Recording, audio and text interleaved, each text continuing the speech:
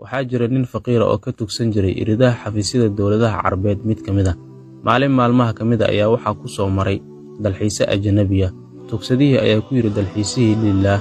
Dalxiisihii ayaa isagana yiri lillaah, maxaad ula jeedaa? Tugsadihii ayaa yiri mar kale lillaah. Dalxiisihii waxa uu yiri maxaad ula jeedaa lillaah? Ugu dambeyn tugsadihii waa uu ka quustay in uu wax ka helo ninkan, balse dalxiisaha ayaa sawir xasuus ah ka qaatay tugsadihii. Dalxiisahana waxa uu ahaa nin hodana. Dalxiisihii ayaa dib ugu noqday dalkiisa. Waxa uuna la xiriiray nin Carab ah oo saaxiibkii ahaa oo ka shaqayn jiray jaamacad ku taalla Mareykanka.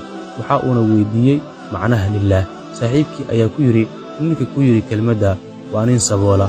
Waxa uuna doonayay lacag uu wax ku cuno. Dalxiisihii waxaa gashay naxariis. Waxa uuna u diray tugsadihii lacag dhan $1 milyan. Waxa uuna u soo mariyay safiirka tugsadaha u fadhiyay dalkiisa. Wuxuuna ku dhajiyay boorsadii lacagta ku jirtay sawirkii tugsadaha. $1 milyan ayaa soo gaaray safiirkii.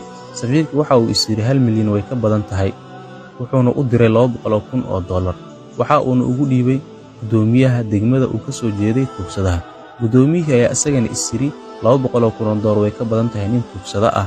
Wuxuuna u dhiibay $2,000. Waxa uuna ugu dhiibay taliyaha booliska degmada. Taliyihii ayaa isagana is yiri $2,000 way ka badan tahay. Waxa uuna u dhiibay $20. Waxa uuna ugu dhiibay askari si uu ugu geeyo tugsadaha hor fadhiista xafiiska dowladda. Sawirkiisana waa u raacay. Askarigii ayaa u yimid tugsadihii. Waxa uuna ku yiri ma xasuusataa dalxiise kaa qaaday sawir oo aad ku tiri lillaah? Waxa uuna ku jawaabay haa, balse nasiib xumo. Askarigii ayaa ku yiri tugsadaha waxa uu intaa soo faray dalxiisihii Ilaahay ayaa deeq baxsha. Calashaan askarigii asagana waxa uu la haray $20. Waa taas xaaladda dhabta ah ee mucaawinada ama mashaariicda ama deeqaha waxbarasho ee loo soo dhiibo dadka mas'uuliyiinta ah. Waxaa jira nin faqiir ah oo ka tugsan jiray iridaha xafiisyada dowladaha Carbeed mid ka mid ah. Maalin maalmaha ka mid ah ayaa waxaa ku soo maray dalxiise ajnabi ah. Tugsadihii ayaa ku yiri dalxiisihii lillaah. Dalxiisihii ayaa isagana yiri lillaah, maxaad ula jeedaa? Tugsadihii ayaa yiri mar kale lillaah. Dalxiisihii waxa uu yiri maxaad ula jeedaa lillaah?